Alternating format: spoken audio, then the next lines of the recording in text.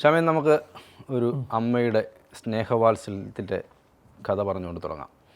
കോടതി പറയുകയാണ്, ആ അമ്മയുടെ ശരീരത്തിലെ മുറിവുകൾ ഉണങ്ങിയിട്ടുണ്ടാകില്ല, എന്നാൽ മകനോടുള്ള സ്നേഹം ആ മുറിവുകളെയും മറികടക്കുകയാണ്. അമ്മയുടെ ദുരവസ്ഥയോർത്ത് ജാമ്യം അനുവദിക്കുന്നു. ഹൈക്കോടതിയിൽ വളരെ അപൂർവമായ ഒരു കാര്യമാണ് ഇന്നലെ സംഭവിച്ചത്. സാധാരണഗതിയിൽ ജഡ്ജിയാണ് ജാമ്യം അനുവദിക്കുന്നത്. ജഡ്ജിയുടെ മുന്നിൽ ജാമ്യാപേക്ഷ വന്നപ്പോൾ ജഡ്ജി അമ്മയോട് ചോദിക്കുന്നു, ഈ മകന് ജാമ്യം കൊടുക്കണോ?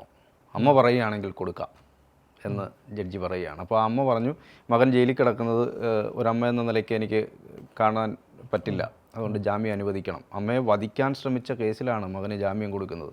അപ്പോൾ അമ്മ പറഞ്ഞതുകൊണ്ട് ജാമ്യം കൊടുക്കാം എന്ന് ഹൈക്കോടതി ജഡ്ജി പറയുന്നു. എന്താണ് നമുക്ക് അതിനകത്തെ കൂടുതൽ വിവരങ്ങൾ? വളരെ അപൂർവമായ ഒരു കാഴ്ചയെന്നോ സംഭവമെന്നോ നമുക്കിതിനെ പറയേണ്ടി വരും. ഇത് ഈ വിധി പുറപ്പെടുവിച്ചിരിക്കുന്ന ഈ ജാമ്യ ഹർജി പരിഗണിച്ചതും അതിന് ഉത്തരവിറക്കിയിരിക്കുന്നതും ജസ്റ്റിസ് പി വി കുഞ്ഞികൃഷ്ണനാണ്. പി വി കുഞ്ഞികൃഷ്ണനെ സംബന്ധിച്ചിടത്തോളം അദ്ദേഹം മാനുഷിക പരിഗണന നൽകുന്ന ഒരു ന്യായാധിപൻ എന്നതിനപ്പുറം മാനുഷിക പരിഗണന എന്ന ഒരു നിലപാട് പലപ്പോഴും പല കേസുകളിലും അദ്ദേഹം സ്വീകരിക്കാറുണ്ട്. അപ്പം അദ്ദേഹത്തിൻ്റെ ഒരു വിധിയാണ്, നിങ്ങൾ ഈ സ്ത്രീ പീഡനം എന്ന് പറഞ്ഞുകൊണ്ടുവരുന്ന കേസുകളിൽ പുരുഷൻ്റെ ഭാഗം കൂടി അന്വേഷിക്കുവാൻ അന്വേഷണ ഉദ്യോഗസ്ഥൻ തയ്യാറാകണമെന്നുള്ള ഉത്തരവ് പുറപ്പെടുവിച്ചത് കേരള ഹൈക്കോടതിയിലെ പി വി കുഞ്ഞികൃഷ്ണനാണ്. എല്ലാ സ്ത്രീ പീഡനമാണ് തന്നെയാണോ എന്ന് അന്വേഷിക്കുവാൻ പി വി കുഞ്ഞികൃഷ്ണൻ പറഞ്ഞു വെച്ചു. അത് വളരെ സുപ്രധാനമായിട്ടുള്ള ഹൈക്കോടതിയുടെ പരാമർശവുമായിരുന്നു. ഒരു കേസിലെ പരാമർശവും അതിലെ ഉത്തരവും ആയിരുന്നു. അങ്ങനെ എല്ലാ കേസും ഒന്നും സ്ത്രീ പീഡനമായിട്ട് പരിഗണിക്കാൻ പറ്റില്ല എന്ന് അദ്ദേഹം പറഞ്ഞു. അപ്പോൾ ഇതിന് സമാനമായിട്ട് നേരത്തെയൊക്കെ ഈ പഞ്ചാബ് ഹൈക്കോടതി, അതുപോലെ തന്നെ ഡൽഹിയിൽ ഇങ്ങനെയുള്ള കോടതികളിലൊക്കെ തന്നെ പല സമയത്തും ഇതിന് സമാനമായിട്ടുള്ള കാര്യങ്ങൾ ഉണ്ടായിരുന്നു. വിവാഹ വാഗ്ദാനം നൽകി പീഡിപ്പിച്ചു എന്നൊരു കേസ് മുമ്പ് കോടതിയിൽ വന്നിരുന്നു. വിവാഹ വാഗ്ദാനം നൽകി പീഡിപ്പിച്ചു എന്ന കേസ് വന്നപ്പോൾ കോടതി നോക്കിയപ്പോൾ വിവാഹിതയാണ് ഈ വിവാഹ വാഗ്ദാനം നൽകി പീഡിപ്പിച്ചു എന്ന് പറയുന്നത്. ഹിന്ദു മാരേജ് ആക്ട് പ്രകാരം, നിയമപ്രകാരം ഒരാൾക്ക് ഒരാളെയാണ് വിവാഹം കഴിക്കാൻ പറ്റുക. അങ്ങനെ ഇരിക്കെ എങ്ങനെയാണ് വിവാഹിതയെ വിവാഹ വാഗ്ദാനം നൽകി പീഡിപ്പിച്ചു എന്ന് കോടതി ചോദിച്ചു. ഇത്തരത്തിലുള്ള മാനുഷികപരമായിട്ടുള്ള പരിഗണന നൽകിയിട്ടുള്ള ഒട്ടനവധി വിധിന്യായങ്ങളുണ്ട്. ഇപ്പോൾ പി വി കുഞ്ഞികൃഷ്ണൻ്റെ ഈ പറയുന്ന പോലെ ഹിസ്റ്ററി ചോദിക്കുമ്പോൾ, ഈ പറയുന്ന പോലെ അദ്ദേഹത്തിൻ്റെ വിധികൾ പരിശോധിക്കുമ്പോൾ ഉണ്ടാകുന്ന ഒരു കാര്യമാണ്. അപ്പോൾ അതേ മാതൃകയിലാണ് ഇപ്പോൾ ഒരു മാനുഷിക പരിഗണന ഇക്കാര്യത്തിൽ വന്നു എന്നുള്ളതാണ് ഇക്കാര്യത്തിൽ ഉണ്ടായിരിക്കുന്നത്. അപ്പോൾ ഈ സംഭവം വന്ന സമയത്ത് ഡിസംബർ 31 ഈ സംഭവം റിപ്പോർട്ട് ചെയ്തത്. 2014 ഡിസംബർ 31 റിപ്പോർട്ട് ചെയ്ത കേസ് രാവിലെ നേമം പോലീസ് പുലർച്ചെ ഇയാളെ അറസ്റ്റ് ചെയ്തിട്ടുണ്ടായിരുന്നു. അയാളുടെ ദൃശ്യങ്ങളും അന്നത്തെ പേരും ഒക്കെ പുറത്തുവിട്ടതാണ്. ഇപ്പോൾ അമ്മയുടെ സ്വകാര്യത മാനിച്ചുകൊണ്ട് അമ്മയുടെയും മകൻ്റെ പേര് പറഞ്ഞാലും അമ്മയെ ഐഡന്റിഫൈ ചെയ്യാനും എളുപ്പത്തിൽ അമ്മ ആരാണെന്ന് മനസ്സിലാക്കാനും സാധിക്കും. ഇപ്പം നേമം കാരക്കാമണ്ഡപത്താണ് ഈ സംഭവം ഉണ്ടായത്. അതുകൊണ്ട് ഇപ്പോൾ കോടതി പോലും അവരുടെ പരാമർശത്തിൽ പേര് പറയാത്തത് കൊണ്ടും നമ്മളും പറയുന്നില്ല, ആ അമ്മയുടെ പേര് നമ്മളും പറയുന്നില്ല.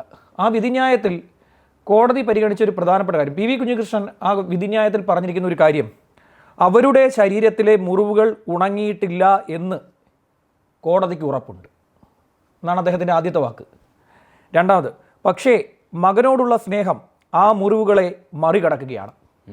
അമ്മ നേരിടുന്ന വിധിയും ആഘാതവും ഓർക്കുമ്പോൾ ഹർജിക്കാരന് ജാമ്യം നൽകാൻ ഈ കോടതി നിർബന്ധിതമാകുന്നു. കോടതി വിധിന്യായത്തിൽ ഉത്തരവിൽ പറഞ്ഞിരിക്കുന്ന കാര്യമാണ്, ജാമ്യ ഉത്തരവിൽ പറഞ്ഞിരിക്കുന്ന കാര്യമാണ്. എന്നേക്കുമായി വിരിഞ്ഞ മനോഹരമായ ഒരു റോസാപ്പൂ പോലെയാണ് അമ്മയുടെ സ്നേഹം. മക്കളത് മനസ്സിലാക്കുന്നില്ല എന്നേ ഉള്ളൂ എന്നാണ് പറഞ്ഞിരിക്കുന്നത്. ഈ കേസിൽ ജാനുവരി 1 മുതൽ ഇയാൾ ജുഡീഷ്യൽ കസ്റ്റഡിയിലാണ്. ജുഡീഷ്യൽ കസ്റ്റഡിയിലും പോലീസ് അമ്മയോട് പറഞ്ഞു, ഈ മകനെതിരെ പരാതി അമ്മ നൽകാൻ തയ്യാറായില്ല. പോലീസ് പറഞ്ഞു സുമോട്ടോ കേസെടുക്കും, സ്വമേധയാ കേസെടുത്ത് മുന്നോട്ട് പോകുമെന്ന് പറഞ്ഞു. പോലീസ് നടപടി കടുപ്പിച്ചു. കാര്യം ഉദ്യോഗസ്ഥർക്ക് വളരെ വലിയ എന്താ പറയുക, ഈ കേസിനോട് ഒരു വൈകാരികമായ ബന്ധം അവർക്ക് തോന്നി. ആ ഉദ്യോഗസ്ഥർക്ക് ഇവനെ വിടാൻ പാടില്ല എന്നൊരു നിലപാട് തന്നെ അവർ സ്വീകരിച്ചു. കാരണം ഈ അമ്മയുടെ കയ്യിലും തലയിലുമായി 12 സ്റ്റിച്ചാണ്, 12 മുറിവുകൾ, 12 സ്റ്റിച്ചുണ്ട്, 2 ഏരിയയിലുമായിട്ട്. പിന്നെ ഇത് കൂടാതെ 10ലധികം മുറിവുകൾ ഈ അമ്മയുടെ ശരീരത്തിലുണ്ട്. അതിമാരകമായി ഉപദ്രവിച്ചു. അമ്മയുടെ തല ഭിത്തിയിൽ കൊണ്ടുവച്ച് ഇടിച്ചു. ഏതാണ്ട് അഫാന് മാതൃകയുള്ള ഒരുത്തനെന്നേ പറയും, മകനെന്നൊന്നും ഞാൻ വിളിക്കൂല. അപ്പോൾ അവൻ ചെയ്ത പ്രവൃത്തിയാണ് ഈ അമ്മയെ പിടിച്ച് ഇടിച്ചു. അതിന് എന്തോ ആയിക്കോട്ടെ, അവൻ്റെ ഉള്ളിൽ കിടക്കുന്ന ലഹരി വസ്തു എന്തോ ആയിക്കോട്ടെ, അവന് 25 വയസ്സ് പ്രായമുണ്ട്. അവൻ എന്തിനാ അമ്മയെ ഉപദ്രവിച്ചതെന്ന് വെച്ച് കഴിഞ്ഞാൽ പുതുവർഷം ആഘോഷിക്കുവാൻ അമ്മയോട് പണം ചോദിച്ചപ്പോൾ ഇവന് പണം കിട്ടില്ല. 25 വയസ്സുകാരന് എന്തിനാണ് മാതാപിതാക്കളുടെ കാശ്? ജോലിക്ക് പോകണോ, പണിക്ക് പോകണമെന്നേ. 25 വയസ്സുകാരന് എന്തിന് വീട്ടിൽ നിന്ന് കാശ് മേടിക്കണം? ഇവനെ പോലെ ഒരുത്തനാണ് മറ്റവൻ, ഈ അഫാൻ. അവനാണ് ഈ ബാധ്യത മുഴുവൻ ഉണ്ടാക്കി വെച്ചത്. ആ അമ്മയും പറയുന്നുണ്ട്, ആ ഉമ്മയും പറയുന്നുണ്ട് കൂടുതൽ കടവും വാങ്ങിച്ചു വെച്ചത് അഫാനാണെന്നുള്ളത്. അവരൊടുവിൽ സമ്മതിച്ചു തുടങ്ങിയ കാര്യങ്ങളൊക്കെ. ഗതികേടാണ്. അവരെ ഒരുപാട് പേര് കുറ്റം പറയുന്നുണ്ട്. ആ അമ്മയായിരിക്കാം മകനെ ഇങ്ങനെയൊക്കെ. ചില അമ്മമാർക്കൊന്നും ചെയ്യാൻ പറ്റാത്ത അവസ്ഥയാണ്. നമ്മൾ ഈ വീട്ടിലെ സാഹചര്യം, നമ്മുടെ വീട്ടിലെ ചുറ്റുപാടിനെ വെച്ചിട്ട് ഈ മറ്റുള്ളവരുടെ വീടിനെ അസസ് ചെയ്യരുത്. എൻ്റെ വീട്ടിൽ ഇങ്ങനെ നടക്കുന്നില്ലല്ലോ എന്ന് വെച്ചിട്ട് മറ്റൊരു തൊട്ടടുത്ത വീട്ടിൽ അങ്ങനെ ആയിരിക്കില്ല. അവരവരുടെ നാണക്കേടും ഈ പറയുന്ന മാനഹാനി മൂലം പറയാത്തതായിരിക്കാം. പല പല വിഷയങ്ങൾ പല വീട്ടിലും നടക്കുന്നുണ്ട്. എല്ലാ വീട്ടിലെയും കാഴ്ചകൾ ഒരുപോലെ ആയിരിക്കില്ല, ദൃശ്യങ്ങൾ ഒരുപോലെ ആയിരിക്കില്ല. ഇപ്പോൾ ഇവരെന്ന് വെച്ച് കഴിഞ്ഞാൽ പുതുവർഷം ആഘോഷിക്കുവാൻ വേണ്ടി പണം കിട്ടിയില്ല എന്ന് പറഞ്ഞാണ് അമ്മയെ മാരകമായി ഉപദ്രവിച്ചത്. അത് പോരാഞ്ഞിട്ട് ഒരു ആയുധത്തിൻ്റെ പിടികൊണ്ട് ഇവൻ തലക്കടിച്ചു. തലക്കടിച്ചു. അത് നേരെ അടിച്ചിരുന്നെങ്കിൽ ആ അമ്മയുടെ ജീവൻ വെടിയേണ്ടി വന്നേനെ. എന്നിട്ടും ഈ അമ്മ പറഞ്ഞിരിക്കുന്ന ഒരു കാര്യം, എൻ്റെ മകൻ ജയിലിൽ കഴിയവേ, ഇപ്പോൾ ഇവൻ്റെ ജാമ്യാപേക്ഷ നമ്മുടെ തിരുവനന്തപുരം സെഷൻസ് കോടതിയും തിരുവനന്തപുരം കോടതിയും പിന്നെ ഫസ്റ്റ് ക്ലാസ് കോടതിയും ഒക്കെ തള്ളിക്കളഞ്ഞതാണ്. അതിനുശേഷമാണ് ഇവൻ ജാമ്യാപേക്ഷയുമായി സിംഗിൾ ബെഞ്ചിന് മുൻപാകെ എത്തുന്നത്. ഇപ്പോൾ ഏകദേശം 2 മാസത്തിലധികമായി. ജനുവരി 1 മുതൽ ജുഡീഷ്യൽ കസ്റ്റഡി ഉണ്ട്. ഇപ്പോൾ ഫെബ്രുവരിയായി, ഇപ്പോൾ മാർച്ചായി. അപ്പോൾ ഈ മാർച്ചായിട്ടും ഇവന് ജാമ്യം കൊടുക്കാതിരുന്നപ്പോഴാണ് ഇവൻ ഹൈക്കോടതിയിൽ സിംഗിൾ ബെഞ്ചിലേക്ക് പോയത്. സിംഗിൾ ബെഞ്ചിലേക്ക് പോയിട്ട് സിംഗിൾ ബെഞ്ചിൽ ഇവൻ ഇവൻ്റെ ആപ്ലിക്കേഷനിൽ പറഞ്ഞിരിക്കുന്നത് അമ്മയെ ആക്രമിച്ചിട്ടില്ല, ഇത്രയും ദിവസമായി എനിക്ക് ജാമ്യം ലഭിച്ചിട്ടില്ല, ജാമ്യം നൽകണം, പ്രായം പരിഗണിച്ച് ജാമ്യം നൽകണം എന്നൊക്കെ പറഞ്ഞാണ്. അവിടെ ഇവൻ അമ്മയെ കൊട്ട് ചെയ്തിട്ടുണ്ട്. അമ്മ ഒറ്റയ്ക്കുള്ളത്. ഇവൻ അവിടെ കിടക്കുന്നുണ്ട്, അമ്മ സമാധാനമായിട്ട് ഇവിടെ കിടക്കുന്നത്, ഇവിടെ ഉള്ളത്. അമ്മയെ കൊല്ലാൻ നോക്കിയിട്ട് അമ്മ ഒറ്റയ്ക്കുള്ളൂ. അമ്മയെ അടിച്ച് ആശുപത്രിയിലാക്കിയിട്ടാണ് ഇവൻ അകത്ത് പോയത്. അപ്പോൾ ഇവൻ്റെ കേസിൽ എന്താണ് പോലീസിൻ്റെ നിലപാട് എന്ന് ചോദിച്ചു. അതിനുശേഷമാണ് PV കുഞ്ഞികൃഷ്ണൻ ഒരു കാര്യം പറഞ്ഞത്. അമ്മയുടെ റെക്കോർഡ് ചെയ്ത സ്റ്റേറ്റ്മെൻറ്റ് കോടതിക്ക് മുമ്പാകെ വേണം. ഇവന് ജാമ്യം കൊടുക്കണോ വേണ്ടയോ എന്ന കാര്യത്തിൽ കോടതിയല്ല തീരുമാനിക്കണം, അമ്മ തീരുമാനിക്കട്ടെ എന്ന് പറഞ്ഞു. അങ്ങനെ പോലീസ് ഈ അമ്മയുടെ മുമ്പാകെ റെക്കോർഡ് ചെയ്ത സ്റ്റേറ്റ്മെൻറ്റിനായി ചെന്നപ്പോൾ അവർ പറഞ്ഞൊരു കാര്യം, മകൻ ജയിലിൽ കിടക്കുന്നിടത്തോളം കാലം എനിക്ക് സമാധാനമില്ല, എനിക്ക് ഉറങ്ങാൻ പോലും സാധിക്കുന്നില്ല എന്ന് അമ്മ പറഞ്ഞു. അപ്പോൾ അതുകൊണ്ട് മകന് ജാമ്യം ദയവായി കോടതി കൊടുക്കണം എന്ന് ഈ അമ്മ അപേക്ഷിച്ചു. അപ്പോഴാണ് ആ റെക്കോർഡ് ചെയ്ത സ്റ്റേറ്റ്മെൻറ്റ് വായിച്ചപ്പോഴാണ് കോടതി ഉത്തരവ് നൽകിയത്. വെള്ളിയാഴ്ച ഉച്ചയ്ക്ക് ഇവന് ജാമ്യം ഈ കോടതി അനുവദിച്ചു കൊടുത്തു. PV കുഞ്ഞികൃഷ്ണൻ്റെ ബെഞ്ച് അനുവദിച്ചു കൊടുത്തു. അപ്പോൾ വെള്ളിയാഴ്ച അനുവദിച്ചു കൊടുത്തപ്പോൾ കോടതി പറഞ്ഞ ഒരു കാര്യം, 50,000 രൂപയുടെ സ്വന്തം ബോണ്ട്, അതായത് സ്വയം 50,000 രൂപ അടയ്ക്കണം എന്ന് പറഞ്ഞു. അതുപോരാഞ്ഞിട്ട് 2 പേരുടെ തുല്യമായ ബോണ്ടിലുള്ള ജാമ്യം. ഇങ്ങനെ 3 ജാമ്യ വ്യവസ്ഥയാണ് ഈ കേസിൽ വെച്ചിരിക്കുന്നത്. ഇതിനു വേണ്ടി അമ്മ കൊണ്ടുപോയി സ്വർണം പണയം വെച്ചു. ഓരോ ഗതികേട് നോക്കും ഇവന് ജാമ്യം എടുക്കാൻ വേണ്ടി. അതിൽ കോടതി വെച്ചിരിക്കുന്ന ക്ലോസ് ഇതാണ്: 1, സാക്ഷികളെ സ്വാധീനിക്കുവാൻ പാടില്ല, സാക്ഷികളെ നേരിൽ കാണുവാനോ സംസാരിക്കുവാനോ പാടില്ല, ഫോണിൽ ബന്ധപ്പെടാൻ പാടില്ല, കോടതി ഈ പറയുന്ന കേസ് രജിസ്റ്റർ ചെയ്തിരിക്കുന്ന കോടതിയുടെ പരിധിയിൽ നിന്നും വിട്ടുപോകാൻ പാടില്ല, രാജ്യം വിടാൻ പാടില്ല, പാസ്പോർട്ട് ഉണ്ടെങ്കിൽ അത് കൺസേൺഡ് സ്റ്റേഷനിൽ സമർപ്പിക്കണം. കർശന ജാമ്യവ്യവസ്ഥയാണ്. ഏതെങ്കിലും കാരണവശാൽ ഒരു കുറ്റകൃത്യത്തിൽ പെടുകയോ അമ്മയെ ഭീഷണിപ്പെടുത്തുകയോ ചെയ്യുകയാണെങ്കിൽ അമ്മയ്ക്ക് നേരിട്ട് ഹൈക്കോടതിയെ സമീപിക്കാം, ചേംബറിലെത്താമെന്നുള്ള ക്ലോസാണ് വെച്ചു കൊടുത്തിരിക്കുന്നത്. അമ്മ തന്നെ കോടതിയിൽ വന്ന് ഡയറക്റ്റ് ജഡ്ജിയെ കാണാനുള്ള അവസരമാണ് പറഞ്ഞിരിക്കുന്നത്.